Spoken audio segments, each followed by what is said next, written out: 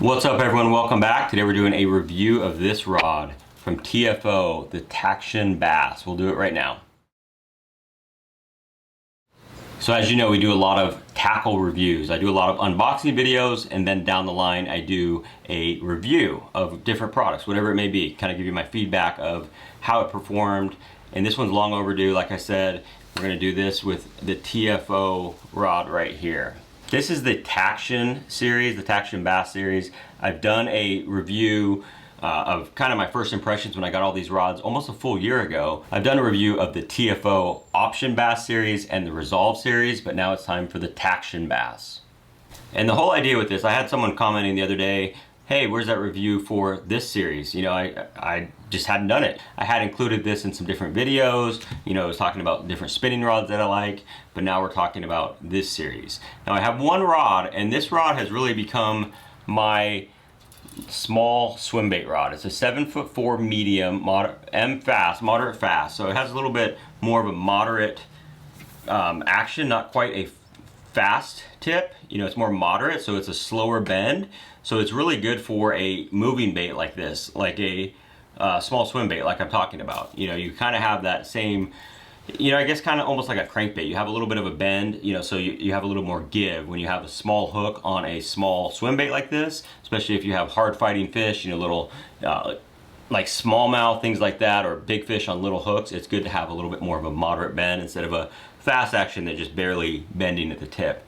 So that's really why I decided to get this rod, and this was recommended to me by talking to people that worked at TFO. Ross, who works in sales, he said this is a really good rod for a small swim bait, and he was right. Now I've also really liked using this for a tube, which kind of sounds almost counterproductive. You know, normally you want a fast action, in my opinion, or even extra fast to be a little more sensitive, but when you're ripping a tube, it's great to have a little bit of give once you hook a fish. Same thing, any open hook, I like that more moderate hook when you're talking about small hooks like small swim baits and tubes. Talking about the rod itself, it's a really good quality rod, and that's one thing I've noticed with all the TFO rods is they're really well built. You know, the blanks feel really solid and crisp, and they're balanced. So that's a 4000 Vanford right there. So it's a heavier reel, a bigger reel, and it balances out really nicely.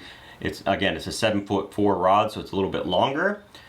And I really like that it balances out with a bigger reel. I have really kind of started experimenting with the larger reel for certain techniques where you really want to get a long cast. It does make a difference with that bigger spool on there. So this is a great setup. This is all I'm really using it for, is tubes and the small swim baits like this, like the Mayer or your Kitex, that sort of thing.